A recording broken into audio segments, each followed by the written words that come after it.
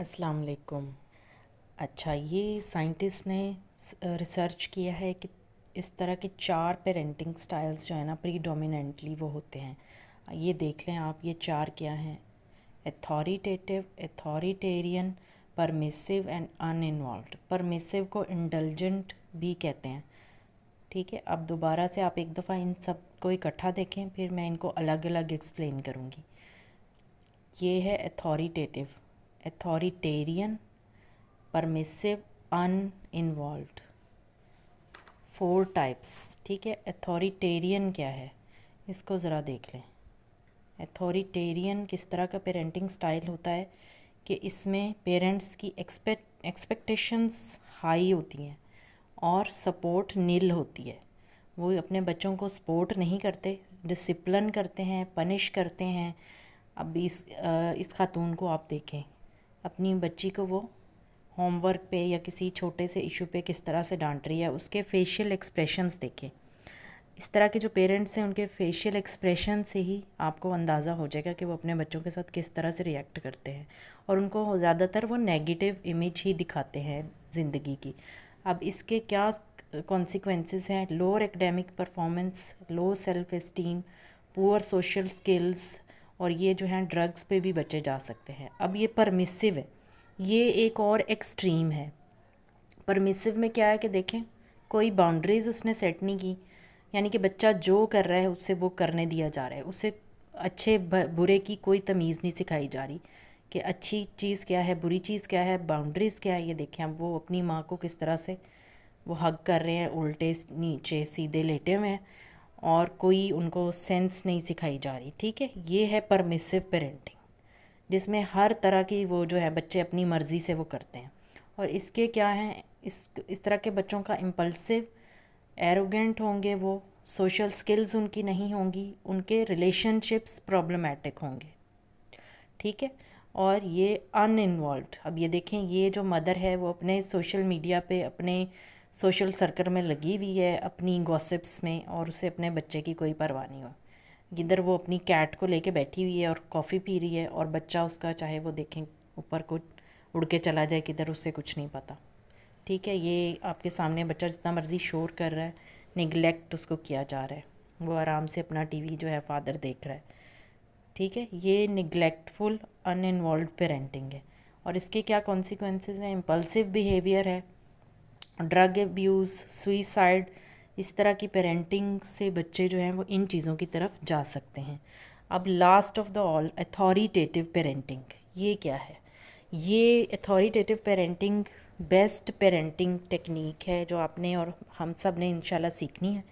Authoritative में बच्चों के साथ एक्सपेक्टेशन भी रखी जाती हैं और उनको मैक्सिमम सपोर्टिव माहौल मिलता है, उनको सपोर्ट भी किया जाता है। इसके लिए बहुत मेहनत करनी पड़ेगी आपको, अपने बच्चों को बहुत टाइम देना पड़ेगा, उनके साथ टाइम गुजारना पड़ेगा, उनको सुनना ज़्यादा पड़ेगा।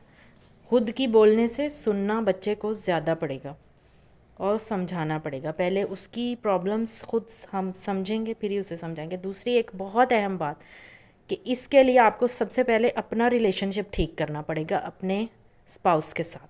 अगर वो ठीक नहीं होगा तो ये अथॉरिटेटिव पेरेंटिंग आप नहीं कर सकते। ठीक है, दोनों मिलके बच्चे को टाइम दे रहे हैं, बच्चे को समझा रहे हैं। आपस में ही लड़ते झगड़ते रहेंगे तो बच्चे को कहाँ से समझाएंगे?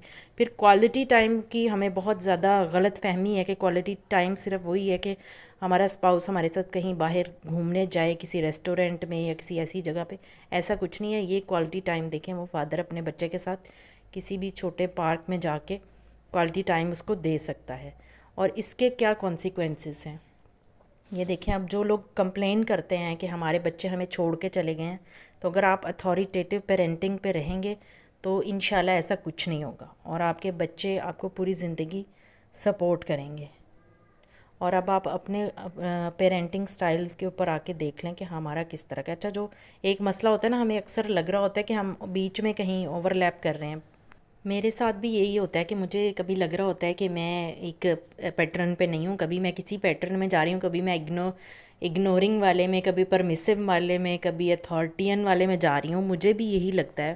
ہم سب لوگ پرفیکٹ تو کوئی بھی نہیں ہے، لیکن ہم نے یہ کوشش کرنی ہے کہ ہم اپنے اندر یہ اسکل لے کے آئیں. جس طرح ہم اتنی ساری اور چیزیں سیکھتے ہیں، ہم اتنی ریسیپیز سیکھتے ہیں، تو یہ بھی ہم سیکھ سکتے ہیں. یہ ہمیں لرننگ کرنی پڑے گی، خود پہ کام کرنا پڑے گا، اپنے ریلیشن شپ پہ کام کرنا پڑے گا، اپنے اسپاؤس کے ساتھ اس کو انوالو کرنا پڑے گا، اور ہمیں اپنی نیگیٹیوٹی کو نکالنا پڑے گا اپنے اندر سے.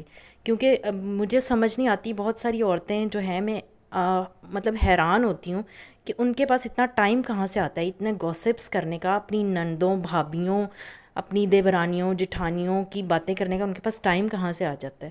اگر آپ اپنے بچوں پہ ٹائم دے رہے ہو، سیریسلی اس چیز کو لے رہے ہو، اور آپ کو یہ پیرنٹنگ اسکل سیکھنے کی اگر فکر ہے، تو آپ کے پاس اتنا بھی ٹائم نہیں ہوگا کہ آپ کسی کی بھی بات سنو. یا مطلب میرا نہیں خیال کسی کے پاس اتنا ٹائم ہو سکتا ہے. کم از کم میرے پاس تو نہیں ہوتا. جب سے میں نے یہ غور کیا ہے کہ میں نے اپنی پیرنٹنگ اسکلس کو امپروو کرنا ہے، سیریسلی میرے پاس بالکل کوئی ٹائم نہیں ہے. کسی گوسپ، کسی سے بات کرنے کا ٹائم نہیں ہے. اکثر لوگ مجھے کمپلین بھی کرتے ہیں کہ تم تو بالکل آؤٹ کلاس ہو گئی ہو، چھوڑ گئی ہو سب کچھ. لیکن میرے خیال سے سب سے ضروری جو چیز ہے، ہمارے تو دین نے ہمیں یہ سکھایا نا کہ ہم نے حکمت سیکھنی ہے، ہم نے جو ہے وہ اچھی چیزیں، اچھی اسکلز سیکھنی ہے. اور ایک مسلمان کا ایک دن جو ہے وہ پچھلے دن سے بہتر ہونا چاہیے. تو ہم اس چیز کو انشاءاللہ ضرور اپنی پیرنٹنگ سکلز امپروو کریں گے، دوسروں سے اس ٹاپک پہ بات کریں گے، تاکہ جو ہیں ہمیں بعد میں ریگریٹس نہ ہوں اپنی بچوں کے بارے میں.